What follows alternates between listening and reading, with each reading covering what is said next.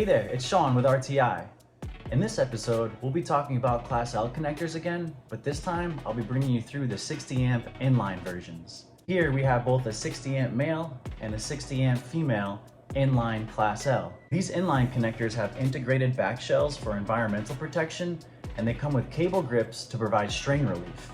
Like the 100 amp version we talked about last time, these 60 amp inline versions also have the same longer ground pin to provide the first in, last out ground pin connection to reduce the risk of electric shock. These inline connectors also come with ruggedized cable grips. These cable grips provide strain relief for heavy cable bundles, and they also protect contact terminations. If the cable's moved around, the connector won't move. There's also a gland inside that seals the connector to provide the environmental protection.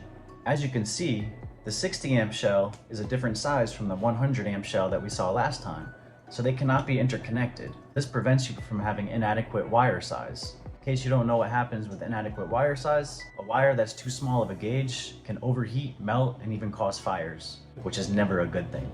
I hope you enjoyed learning about our 60 amp inline Class L connectors. Stay tuned for next week to learn about one of our Class L assemblies with ring terminals.